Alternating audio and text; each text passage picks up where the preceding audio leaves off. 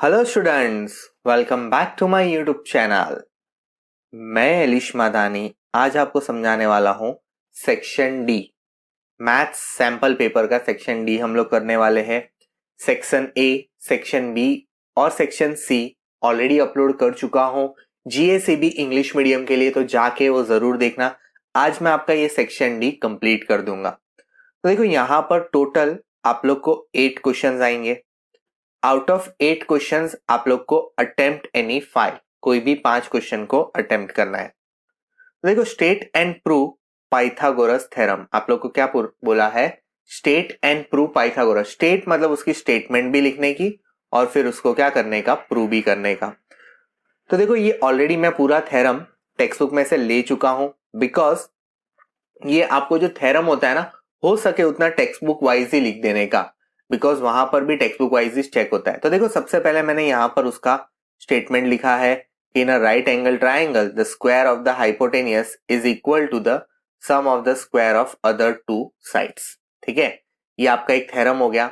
अब है ना, यहां पर एक्चुअली टेक्स्ट बुक में डायरेक्ट प्रूफ से स्टार्ट किया है, लेकिन आप लोग को प्रूफ यहां से स्टार्ट करना होगा, है ना। एक्चुअली ये गिवन होता है आपका, given that the triangle ABC is right angle. तो क्या करने का, एबीसी इज राइट एंगल, तो आपका जो 90 डिग्री है ना वो यहां पर बन रहा है।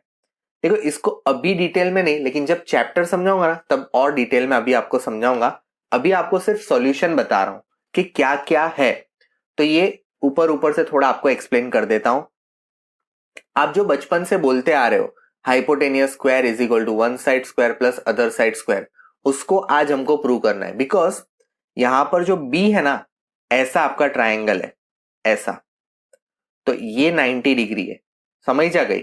आ 90 છે ને અહીંયા છે ए ने અહીંયા છે बी, सॉरी અહીંયા છે सी। तो ये आपका हाइपोटेनियस है, इसलिए hypotenuse square is equal to one side square plus other side square. फिर क्या करने का, सबसे पहले क्या कर देने का, एक परपेंडिकुलर बाइसेक्टर लगा देने का। परपेंडिकुलर बाइसेक्टर लगाने के बाद हम लोग को यहां पर ये दो ट्राइंगल में डिवाइड हो जाएगा। एक हो जाएगा ए डी बी और दूसरा हो जाएगा ए बी सी, मतलब 3 ट्राइंगल हो जाएगी, और तीसरा हो जाएगा बी डी सी। तो आप लोग क्या करोगे, आप लोग ये जो छोटे छोटे 2 ट्राइंगल बने, एक बनेगा आपका ये वाला, देखो बी डी ए, ठीक है, और दूसरा यहां पर एक बनेगा B D B D C. तो आप लोग क्या करोगे, एक बार इसके साथ सिमिलैरिटी निकालोगे और एक बार इस ट्राइंगल के साथ सिमिलैरिटी निकालोगे।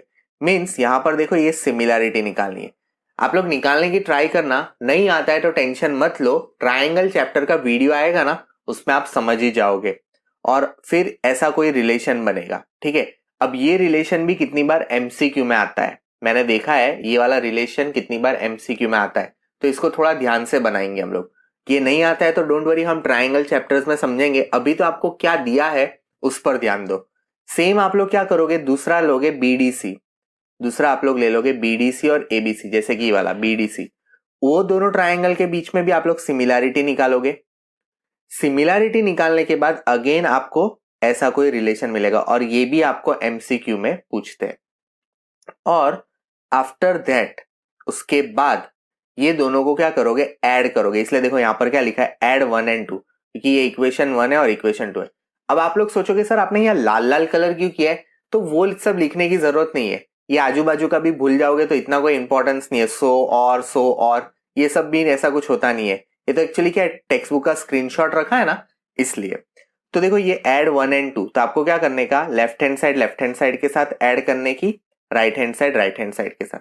अब देखो यहां पर थोड़ा समझाता हूं, AC कॉमन, तो AD प्लस CD, तो AD प्लस CD कितना हो जाएगा, AD प्लस CD कितना हो जाएगा, AC।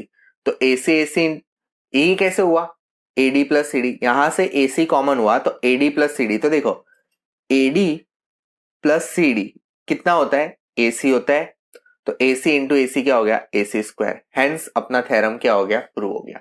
तो देखो ये इजी था, लेकिन मैंने एक्चुअल में आपको सिमिलैरिटी सिखाई ही नहीं है, तो मैं ऐसा समझता हूँ शायद आपको पता ही नहीं चलेगा। सिमिलैरिटी में 2 कंडीशन होती है, तो मेरे ख्याल से वो धीरे धीरे जैसे जैसे मैं चैप्टर चला दूंगा उसके बाद शायद ये थ्योरम उस वक्त समझाऊंगा तो ज्यादा समझ में आएगा। अभी सिर्फ आप सॉल्यूशन के लिए इसको समझ लेते हैं, ठीक है। चलिए नेक्स्ट पर चलते हैं। नेक्स्ट भी एक थ्योरम ही है, क्योंकि पूरी बुक में 2 ही थ्योरम बचे है ना, 6 चैप्टर के सिर्फ 2 ही थ्योरम है। तो यहां देखो नेक्स्ट क्या है, the ratio of area of 2 similar triangles is equal to the square of the ratio of their corresponding sides. Means ऐसा बोल रहा है कि हमारे पास 2 ट्राइंगल है, तो देखो एक है ट्राइंगल ABC और दूसरा ट्राइंगल है PQR। ये भी टेक्स्ट बुक में से लिया गया एक स्क्रीनशॉट ही है। हम लोग को ये बोला है कि अगर हमारे पास 2 ट्राइंगल है तो अगर हम उसके एरिया का रेशियो निकालते हैं तो करस्पॉन्डिंग साइड्स का मतलब, करस्पॉन्डिंग साइड मतलब ये AB के सामने PQ, BC के सामने QR और AC के सामने PR। तो करस्पॉन्डिंग साइड्स का अगर मैं स्क्वायर करता हूं तो मुझे क्या मिल जाता है, एरिया मिल जाता है, वो बराबर मिलता है। मतलब सिमिलैरिटी निकालने की, सिमिलैरिटी मतलब करस्पॉन्डिंग साइड का रेशियो निकालने का और फिर उसका स्क्वायर करने का, तो मुझे एरिया ऑफ ट्राइंगल मिल जाता है।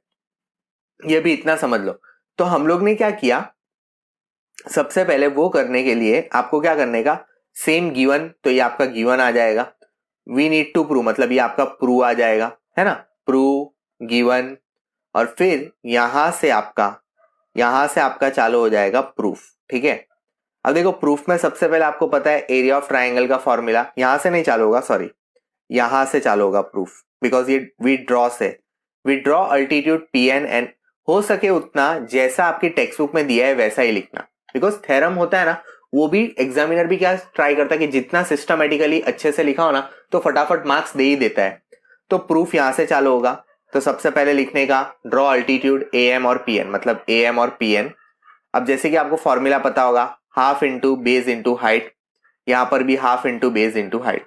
इसका रेशियो निकालने का, तो देखो रेशियो मतलब डिवाइड करने का, तो हाफ हाफ कट, तो BC इंटू AM बचेगा। अब क्या करोगे, अगेन यहां पर भी 2 ट्राइंगल में बट चुका है, मतलब ये देखो यहां पर एक ये ट्राइंगल है, यहां पर ये एक ट्राइंगल है। तो अब ये दोनों के बीच में सिमिलैरिटी निकालोगे, मतलब इसके, let me do with the green colour, इसके बीच में और इसके बीच में क्या निकालोगे, सिमिलैरिटी प्रूव करोगे। तो सिमिलैरिटी प्रूव करने के लिए 2 एंगल को सेम बताया, ये एंगल और ये एंगल, बिकॉज ऑलरेडी ये बड़े ट्राइंगल तो सेम ही है, बड़े ट्राइंगल्स तो सिमिलर ही है, तो इसका मतलब ये एंगल और ये एंगल तो सेम हो जाएंगे। ये 90 तो ये भी 90 है, ईच एंगल इज 90, ऑलरेडी ये सिमिलर था, तो ए सिमिलैरिटी। अब है ना एक क्राइटेरिया है, तो चैप्टर समझाते हुए क्राइटेरिया समझाऊंगा, तो ये आपका क्या हो जाएगा, सिमिलर हो जाएगा। इतना होने के बाद सिमिलर में क्या करते हैं, करस्पॉन्डिंग साइड्स का रेशियो निकालते हैं, तो करस्पॉन्डिंग साइड्स का रेशियो निकाला और इसको 2 दे दिया। लेकिन हम लोग को पता है कि अगर हम लोग, जो हमारे पास गिवन ट्राइंगल है, जो बड़ा ट्राइंगल है वो भी सिमिलर है, तो उसका भी रेशियो निकाला और 3 दिया। अब देखो 1 and 3 को कंपेयर किया, तो AB अपॉन PQ किसके बराबर है, AM अपॉन PN के। तो AM अपॉन PN जो मतलब फर्स्ट जहां पर AM अपॉन PN था उसकी जगह पर क्या रखा, AB अपॉन PQ। और BC अपॉन QR वो भी किसके बराबर है, AB अपॉन PQ, तो उसकी जगह पर भी क्या रख दिया है, AB अपॉन PQ। मतलब BC अपॉन QR की जगह पर भी AB अपॉन PQ रखा है, AM अपॉन PN की जगह पर AB अपॉन PQ रखा है। इसका यूज किया, मतलब BC की जगह पर, मतलब बड़े ट्राइंगल, मतलब क्या क्या किया आपको वापस बताता हूं, छोटे ट्राइंगल की भी सिमिलैरिटी निकाली, बड़े ट्राइंगल की भी निकाली। अब आप बोलोगे सर ये सिमिलैरिटी क्या होता है, भाई आपको चैप्टर पढ़ाया ही नहीं है तो मैं कैसे बताऊं। सिमिलैरिटी की 2 कंडीशन होती है, और आपने देखा इस चैप्टर का पूरे उसमें क्वेश्चन एक ही बार आया, लास्ट में आया, ना सेक्शन C में आया ना सेक्शन D में आया, और आया तो भी डायरेक्ट बड़ा थ्योरम आया है। तो वो समझाने के लिए मेरे को स्टेप बाय स्टेप आपको समझाना पड़ेगा, तो डोंट वरी, मैं पूरा अच्छे से समझाऊंगा, अभी सिर्फ आप लोग समझने के लिए समझ लो, ठीक है। तो ये क्या हो जाएगा, AB अपॉन PQ और AB अपॉन PQ। अब हम लोग क्या करेंगे, BC की जगह पर, जैसे कि मैंने बताया, देखो BC अपॉन QR भी AB अपॉन PQ के बराबर है, AM अपॉन PN भी AB अपॉन PQ पे, तो आपने क्या कर दिया, साइड स्क्वायर कर दिया। अब आपको पता होगा कि एक साइड का स्क्वायर करूं तो भी सेम, दूसरी साइड का रेशियो भी सेम है, उसका स्क्वायर करूं तो भी सेम, तीसरी साइड का स्क्वायर करूं तो भी सेम। इन शॉर्ट मुझे ये प्रूव करना था और मैंने ये प्रूव कर दिया। डोंट वरी, इसको डिटेल में भी समझेंगे, अभी सिर्फ इतना समझ लो, ओके, ठीक है। चलिए नेक्स्ट पर चलते हैं। आगे ये दो थ्योरम थे। अभी हमारे पास है कंस्ट्रक्शन। देखो कंस्ट्रक्शन में क्या है, draw a line segment of 7.6 centimetre and divide it in the ratio of 5:8, measure the two parts. तो देखो मैं यहां पर आपको कंस्ट्रक्शन करके दिखाता हूं। तो अब हम लोग 48 वाला कंस्ट्रक्शन कंप्लीट करते हैं। 48 वाला कंस्ट्रक्शन कंप्लीट करने के लिए हम लोग को क्या बोला है, सबसे पहले 7.6 का लाइन बना दो। तो 7.6 की लाइन आपको बनानी पड़ेगी। तो देखो 7.6 की लाइन क्या हो जाएगी, सबसे पहले ये देखो यहां से 7.6, ओके। उसके बाद एक लंबा लाइन बना दो, एक्यूट एंगल बना देते हैं, सबसे लंबा होना चाहिए बिकॉज यहाँ पर आपको काफी लंबे पॉइंट्स लेने हैं, ठीक है। सो ये आपका 7.6 है, ये आप ए बी बना देना, ठीक है। और यहाँ पर आप लोग एक्स लिख देना। अब उसका हम लोग अर्बिटरी रेडियस लेके, मतलब आपके मन में जो रेडियस है वो लेके उसको बाई काट दो। टोटल कितने पॉइंट काटोगे, 13, बिकॉज आप लोग को 5:8 दिया है। तो 5:8 मतलब 5 + 8 कितना हो जाएगा, 13, ठीक है। सो ये एक, ये दो, एक ही मिनट, ये दो, ये तीन, ऐसे करके आप 13 पॉइंट बना लेना, ठीक है। सब इक्वी डिस्टेंस पर होने चाहिए और ये चीज आप स्टेप में ही मेंशन करना, 4। तो देखो मैंने 13 पॉइंट टोटल बना लिए हैं। जैसे कि ये हो गया आपका A1, A2, A3। उसके बाद आप लोग क्या करोगे कि ये जो लास्ट पॉइंट होगा ना, उसके साथ इसको ऐसे ज्वाइन कर दोगे। अब यहां पर रखो और यहां पर रखने के बाद इसको ऐसे काट दो, ठीक है, ऐसे काट दो। विदाउट चेंजिंग द मेजरमेंट 5 पर चले जाओ और यहां पर ऐसे बना दो, ठीक है। अब यहां पर रखो और इसको यहां तक लाओ, ये पॉइंट तक, और इसको यहां पर ऐसे काटो। सेम इसको यहां पर इस लाइन को काटो। इसको काटने के बाद, इसको काटने के बाद आप 5 में से एक लाइन पास करा दो। ये परपेंडिकुलर बनाया हम लोग, सॉरी ये बनाया हम लोग ने पैरेलल। तो देखो ये आपको इसके पैरेलल दिखेगा और इस पॉइंट को नाम दे दो सी। इस पॉइंट को क्या नाम दे दो, सी। तो ऐसे अगर आप लोग करोगे तो ये आपका हो जाएगा, ये जो लाइन है वो डिवाइड हो जाएगी और फिर आप AC के पार्ट को और BC के पार्ट को जब मेजर करोगे तो AC का पार्ट आपका आएगा 2.9 सेंटीमीटर ये पार्ट, और जो आपका BC का पार्ट आएगा वो आएगा 4.7 सेंटीमीटर। आया समझ में? स्टेप आपकी स्क्रीन के ऊपर आ जाए। अब देखो मैंने कंस्ट्रक्शन में हम लोग ने जो भी किया है उसके मैंने सिंपल और सादे में स्टेप्स फॉर कंस्ट्रक्शन, एक्चुअली यहां पर है ना लिखा था रचना ना मुद्दा हो, अब लेकिन मैं यहां पर लिखना भूल गया हूं। तो आपको क्या करना, यहां पर लिखना राइट स्टेप्स फॉर कंस्ट्रक्शन, ठीक है। यहां क्वेश्चन में ऐड कर देना। और मैंने जो जो स्टेप अभी फॉलो किए हैं वो स्टेप मैंने यहां पर क्या करे हैं, लिख दिए हैं, ठीक है। आगे चलते हैं। नेक्स्ट देखो यहां पर आपको क्या है, यहां पर देखो तो नेक्स्ट भी कंस्ट्रक्शन ही है। Draw a circle of radius 6 centimetre from a 10 centimetre away from the its centre, construct the pair of tangent to a circle and measure their length. तो वो भी मैं आपको करके दिखाता हूं। ओके स्टूडेंट्स, तो अब हम लोग 49th का जो है कंस्ट्रक्शन वो कंप्लीट कर देते हैं। तो देखो क्या करना है, हम लोग को यहाँ पर बोला है 6 सेंटीमीटर का सर्कल बनाओ। तो हम लोग 6 सेंटीमीटर का सर्कल बना लेते हैं। तो यहाँ पर देखो ये 6 सेंटीमीटर का सर्कल, 6 सेंटीमीटर मेजर करो और यहाँ पर ये क्या हो जाएगा, ये आपका 6 सेंटीमीटर का सर्कल हो जाएगा, ठीक है। अब 6 सेंटीमीटर का सर्कल बनाने के बाद नेक्स्ट क्या बोला है, नेक्स्ट आपको बोला है 10 सेंटीमीटर एक पॉइंट लो, 10 सेंटीमीटर दूर एक पॉइंट लो। तो 10 सेंटीमीटर दूर एक पॉइंट ले लेते हैं हम लोग। यहाँ पर जो 10 सेंटीमीटर दूर होगा, ठीक है, तो 10 सेंटीमीटर एक पॉइंट ले लिया। तो दिस इज O, ओके। और यहाँ पर दे देते हैं P। अब इसका क्या करोगे, इसका आप लोग परपेंडिकुलर बाइसेक्टर कराओगे, आधे से ज्यादा लोगे और परपेंडिकुलर बाइसेक्ट कराओगे। तो देखो मैं परपेंडिकुलर बाइसेक्टर करवा देता हूं इसका। आपको उसका टेंशन नहीं लेना है। आपके आर्क जहां पर भी है आपको सिर्फ क्या करना है, उसके बाइसेक्ट होने का ध्यान रखना है। मतलब ये पार्ट सिर्फ बाइसेक्ट होना चाहिए। बाइसेक्ट होने के बाद आप लोग क्या करोगे, इसको इंटरसेक्ट कर दोगे। तो इसको इंटरसेक्ट कर देते हैं हम लोग, ठीक है। तो ये आपका इंटरसेक्शन हो जाएगा। तो ये दोनों आपके इंटरसेक्ट हो गए, इसको नाम दे देते हैं एम। अब आप लोग यहाँ पर क्या करोगे, फिर से एक टेंजेंट सर्कल बनाओगे। सेंटर ले लोगे एम और पी तक का रेडियस लोगे और फिर आप लोग फिर से एक सर्कल बनाओगे। तो देखो मैंने यहाँ पर एक सर्कल बना रहा हूं अभी, ओके। एग्जाम में भी आप लोग को सेम यही स्टेप ऐसे फॉलो करने हैं, ओके। तो ये आपका एक सर्कल बन जाएगा। सर्कल हो जाने के बाद ये जो दो पॉइंट मिलेंगे ये आपके टेंजेंट के पॉइंट हो गए। मतलब समझो कि ये Q होगा और ये क्या होगा, R।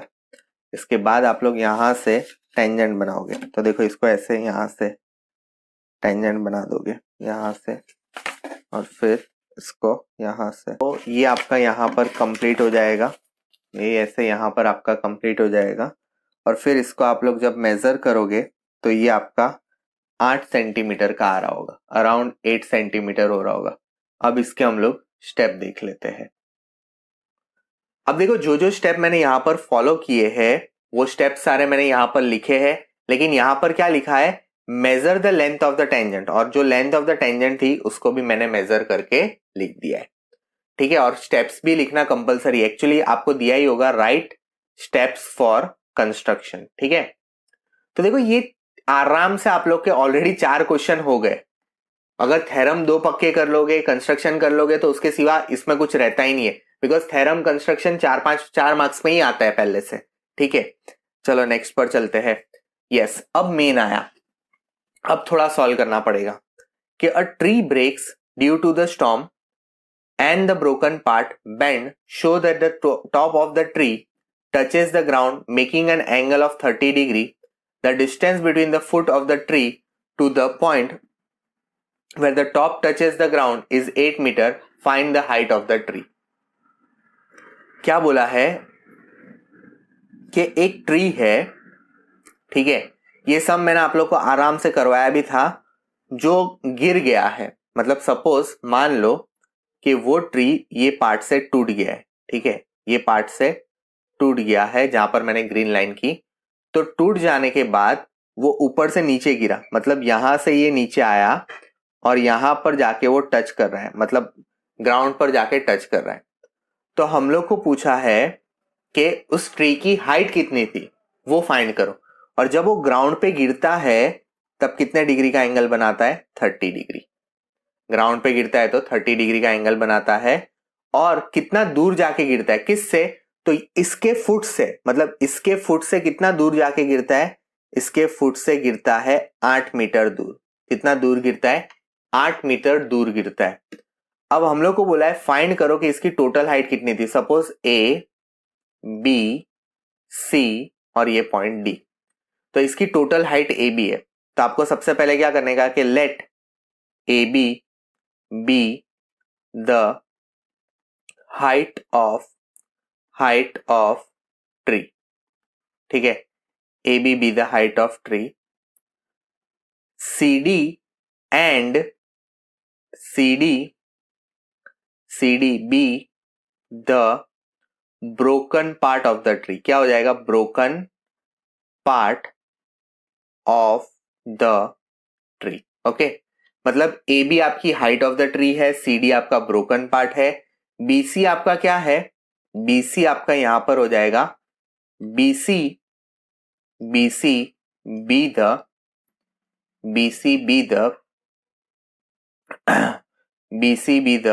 यहां पर क्या लिखोगे, BC be the foot distance between, ऐसा लिखो, डिस्टेंस बिटवीन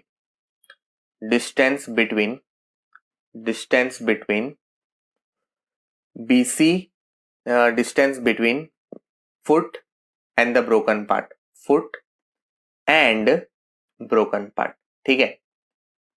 अब देखो यहां पर क्या होगा, मैं जो बता रहा हूं ध्यान से सुनना, मैं जो बता रहा हूं अभी उसको ध्यान से समझना कि ये पार्ट की जो लेंथ होगी और ये पार्ट की जो लेंथ होगी, मतलब जो AD की लेंथ होगी और जो DC की लेंथ होगी वो सेम होगी। कलर दिख नहीं रहा होगा, जो AD की लेंथ होगी और जो DC की लेंथ होगी वो सेम होगी।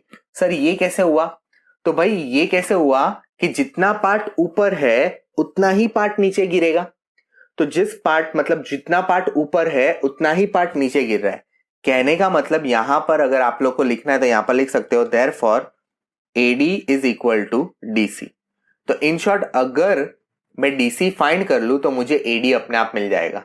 तो ये पॉइंट जरा ध्यान से समझना कि जितना पार्ट ऊपर था उतना ही पार्ट नीचे गिर रहा है। अब देखो यहां पर जो ट्राइंगल बन रहा है उसको पाइथागोरस थ्योरम लगाना है। तो देखो मैं लगाता हूं, in triangle BDC, in triangle BDC, ठीक है। BDC क्या हो जाएगा? देखो सबसे पहले तो हम लोग को अपोजिट फाइंड करना है।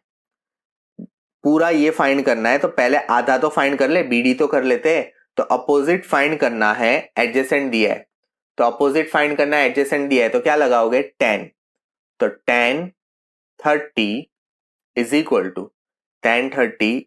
टू या तो 10C लिखते हैं, ठीक है। अभी हम लोग 10C लिखते हैं। 10C is equal to BD upon क्या आ जाएगा? BC। So 1030 is equal to BD कितना है? 1030 इज इक्वल टू BD कितना है? BD आपको दिया है, BD आप लोग फाइंड कर रहे हैं। BC कितना है? BC है आपका 8। सो 1030 की वैल्यू कितनी है? 1030 की वैल्यू है 1/√3। ये आपको ट्रिग्नोमेट्रिक टेबल से मिल जाएगा 8। सो ये कितना हो जाएगा? 8/√3 इज इक्वल टू कितना आ जाएगा? BD। देखो डिनोमिनेटर में रूट वाली वैल्यू नहीं आनी चाहिए, तो इसको क्या कर दो? रैशनलाइज कर दो। So BD is equal to 8/√3 into √3 upon कितना आ जाएगा? √3। So BD is equal to 8√3 upon √3 into √3 कितना हो जाएगा? √9। So BD is equal to कितना आ जाएगा? 8√3 अपॉन कितना आ जाएगा? अपॉन आ जाएगा 3 सेंटीमीटर। अभी इसको एज इट इज रहने दो, आपका BD का पार्ट आ गया है। तो अब क्या निकालना बाकी है सर? अब हम लोग का AD का पार्ट बाकी है। ये जो ऊपर वाला है ना, ये जहां पर मैं क्वेश्चन मार्क मार रहा हूं यहां तक, ये पार्ट बाकी है। तो ये पार्ट कैसे निकालोगे? वहां तो ट्रायंगल नहीं है, लेकिन इसलिए ही मैंने आपको बताया था कि जो AD है वो DC के बराबर है। जो AD है वो DC के बराबर है। तो आपको क्या निकालना पड़ेगा? आपको DC निकालना पड़ेगा। तो DC निकालने के लिए देखो एडजेसेंट दिया है, आपको एडजेसेंट दिया है, हाइपोटेनियस फाइंड करना है। बाजू वाली साइड है ना 8 मीटर, हाइपोटेनियस फाइंड करना है। तो आप कैसे करोगे? तो देखो अगेन यहां पर क्या लगाना पड़ेगा? Now cos 30 is equal to आपको एडजेसेंट है तो एडजेसेंट क्या था? एडजेसेंट आपका था BC अपॉन यहां पर हाइपोटेनियस क्या था? हाइपोटेनियस था आपका CD। cos 30 की value √3 is equal to BC कितना है? BC है, एक मिनट, √3/2। BC कितना है? √3/2 है इसकी वैल्यू। BC आप लोग को पता नहीं है सर, BC आप लोग को पता है 8, CD पता नहीं है। वही तो हम लोग निकाल रहे हैं कि अगर मुझे CD मिल जाएगा तो अपने आप AD मिल जाएगा। सो देखो यहां पर ये हो जाएगा, 2 की साइड चेंज करो तो 8 2 सा कितना हो जाएगा? 16, और CD की साइड चेंज करो तो CD यहां पर आ जाएगा। CD is equal to 16 upon कितना आ जाएगा? √3। इसको भी रैशनलाइज कर दो, √3 इंटू √3। सो ये कितना आ जाएगा? CD is equal to 16√3 upon कितना आ जाएगा? 3 सेंटीमीटर। मीन्स हमारे पास ये CD कितना आ गया? CD आ गया 16√3 अपॉन 3 सेंटीमीटर, और ये कितना आ गया? A आ गया 8√3 अपॉन 3 सेंटीमीटर। अब ये दोनों को क्या करना पड़ेगा? प्लस करना पड़ेगा, तब जाके टोटल हाइट बनेगी। तो देखो प्लस करने के लिए क्या करोगे? एक मिनट, यहां पर A dash D dash B, so क्या हो जाएगा, A B is equal to A D upon क्या हो जाएगा, डी बी। ए डी कितना आया था, ए डी आया था 16√3 अपॉन 3 प्लस डी बी कितना आया था, डी बी आया था 8√3 अपॉन 3। डिनोमिनेटर सेम है तो 3, 16√3 प्लस 8√3, 16 प्लस 8, देखो √3 एक ही बार लिखने का।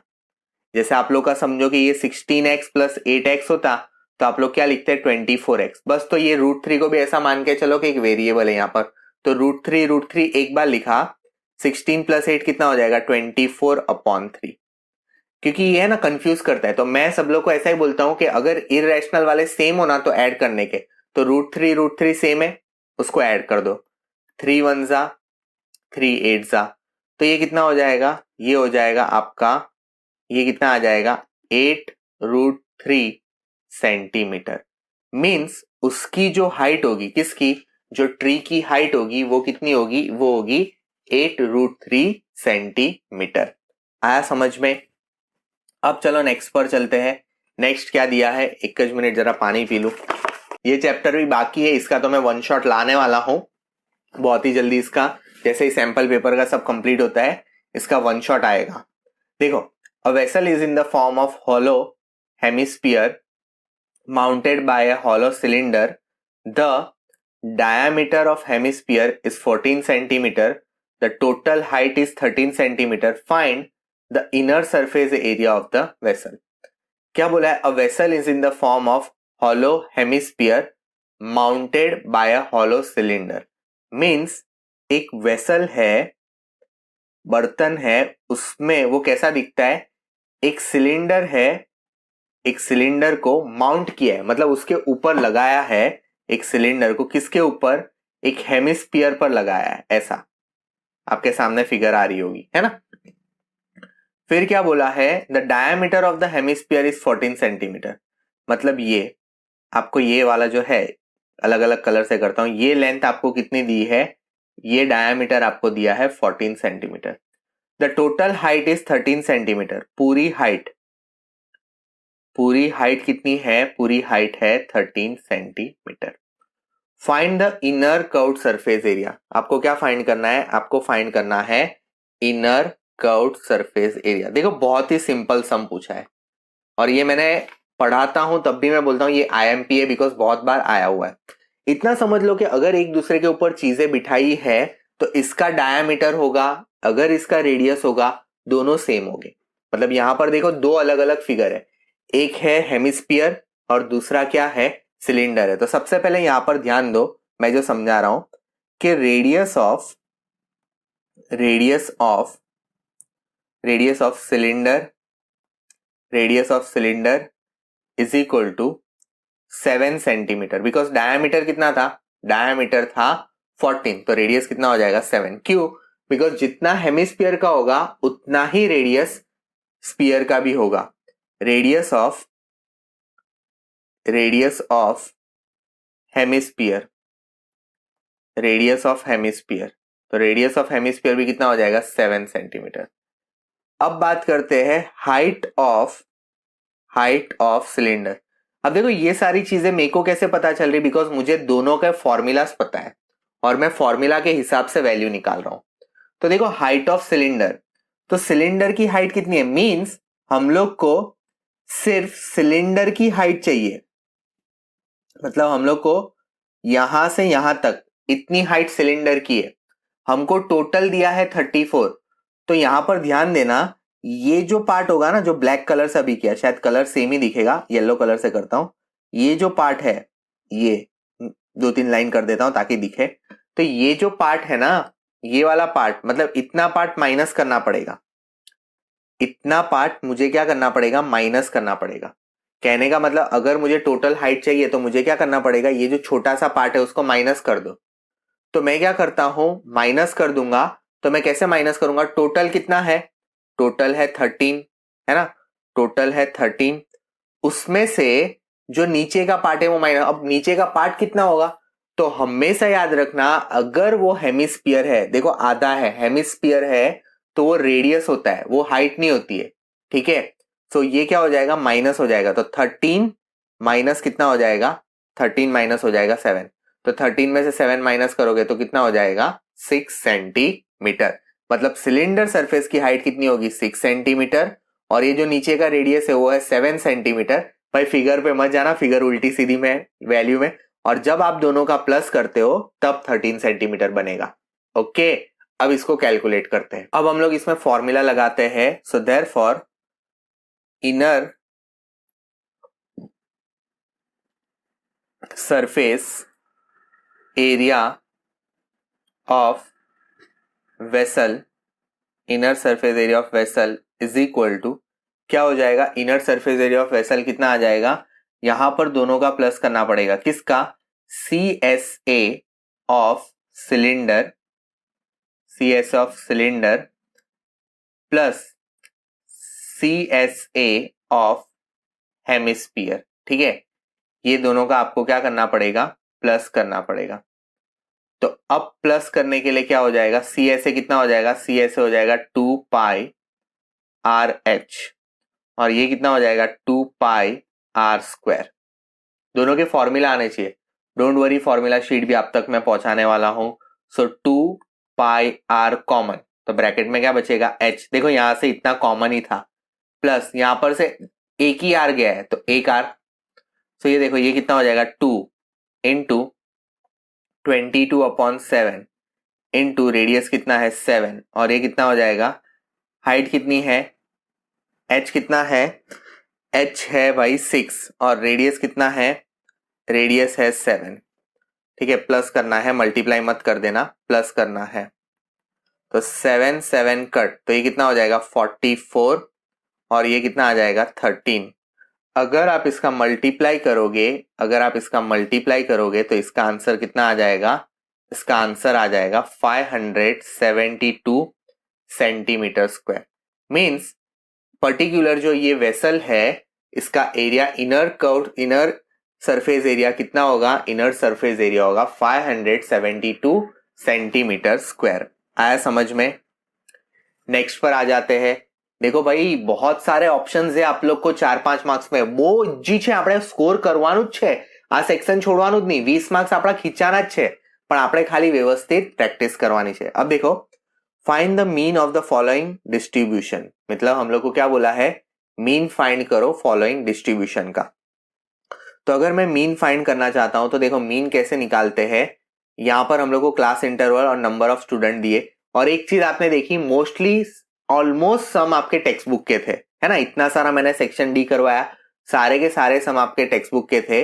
तो देखो अब हम लोग इसका मीन निकालते हैं। तो मीन निकालने के लिए हम लोग क्या करते थे, मीन निकालने के लिए भाई सबसे पहले हम लोग एक्सआई निकालते थे। एक्सआई कैसे निकालते थे भाई, इसकी मिड वैल्यू, तो इसकी मिड वैल्यू कितनी है, तो 35 अपॉन कितना हो जाएगा 2, सो 35/2, दोनों का प्लस करने का, lower limit plus upper limit, साहब हमें तो भूल ही गया, वो पहला बनेगा तो जो याद अपाई दो, दोनों का प्लस करो 35/2।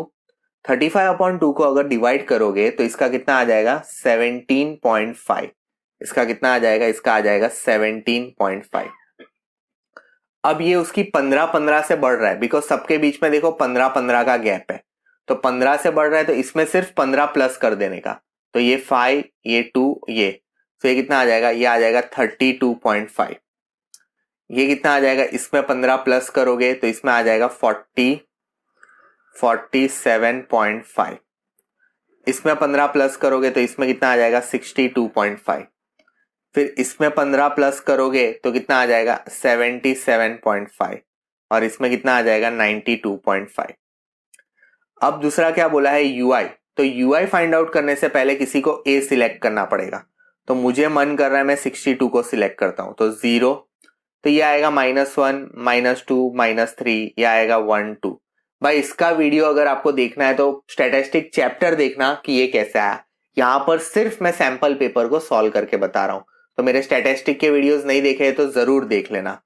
अब क्या करते हैं, मल्टीप्लाई करते हैं, तो 2 3 जा -6, 3 2 जा -6, 7 1 जा 7, 6 0 जा 0, 6 1 जा 6, 6 2 जा 12।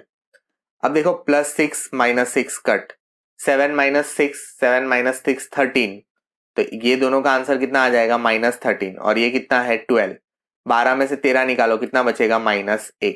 मीन्स जो समेशन ऑफ हम लोग जो लिखते थे ना, यहाँ पर लिखना पड़ेगा, एक ही मिनट।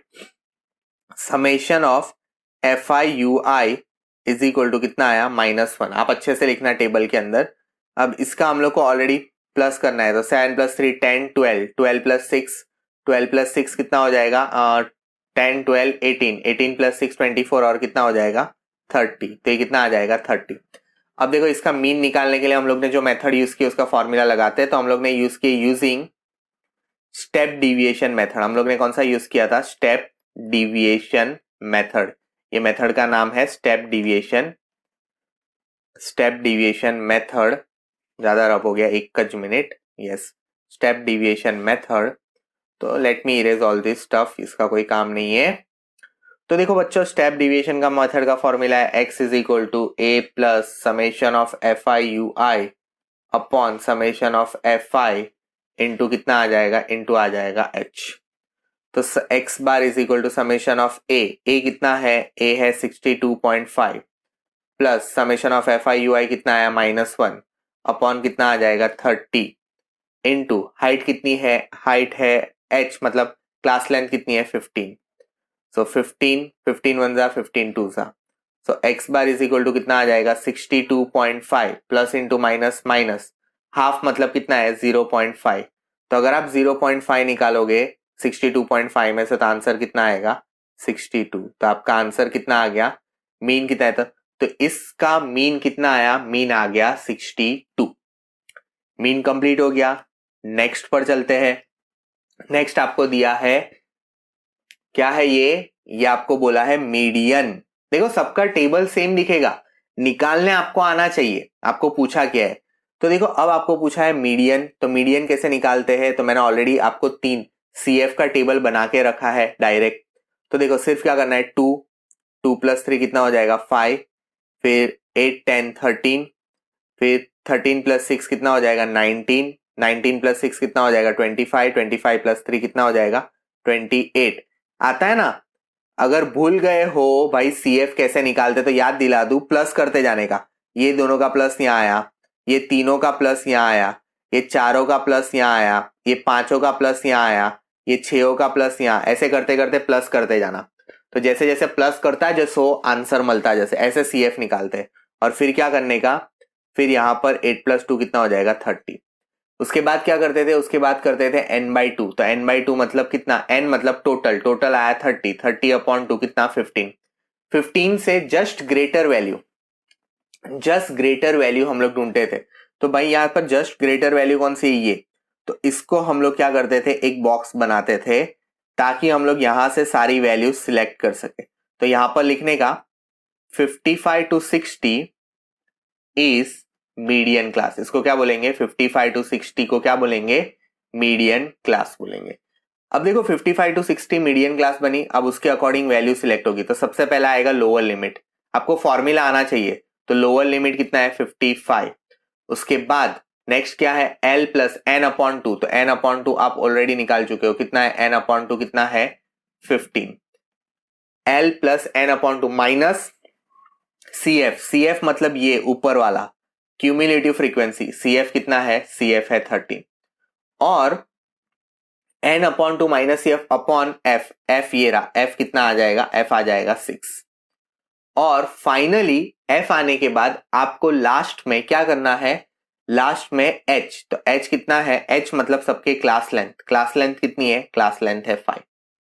फॉर्मूला में रखते हैं तो median = L + n/2 minus CF upon F into कितना हो जाएगा? H। सो M = L, लेंथ कितनी है? 55 प्लस n/2। n/2 कितना है? n/2 है 15 माइनस CF कितना है? CF है 13 अपॉन F कितना है? 6 इंटू हाइट कितनी है? 5। सो देखो यहां पर आगे सॉल्व करते हैं। सो M = 55 प्लस ये कितना आ जाएगा? अपॉन 2 अपॉन 6 इंटू कितना आ जाएगा? 5। सो ये कितना आ जाएगा? 2 1 जा 2 3 जा। सो M = 55 प्लस 5 अपॉन कितना आ जाएगा 3। सो 5 अपॉन 3 को हम लोग डिवाइड कर लेते हैं। सो ये कितना आ जाएगा 3 1 जा, तो ये कितना हो जाएगा 2, पॉइंट लगेगा 0 6 18 20 6, मतलब मुफ्त का पॉइंट अब मिलता ही जाएगा। 2 बचेगा 6, रिपीट ही हो रहा है, मतलब आपका मीडियन कितना हो जाएगा 55 प्लस 1.66, तो 6 मतलब कितना हो जाएगा 6 6। So m is equal to, ये रिपीट कर रहा है, तो m is equal to 56 56.67, 6666 repeat कर रहा था ना, इसलिए मैंने क्या कर दिया 67 kg, बिकॉज ऑफ kg है, यूनिट देख रहा था मैं, इसलिए मैंने पीछे लिया था। सो आपका आंसर कितना आ जाएगा, आपका आंसर आ जाएगा 56.67 kg। हास रिलैक्स्ड हो गए सर, इतना लंबा पेपर, मतलब स्टार्टिंग सेक्शन ए से लेकर फर्स्ट क्वेश्चन से लेकर 53 तक पूरा 2 दिन मैंने चलाया, अलग अलग सेक्शन डाले हैं। आप आराम से पूरा इसको स्टडी करना, इसके अकॉर्डिंग मेहनत करना।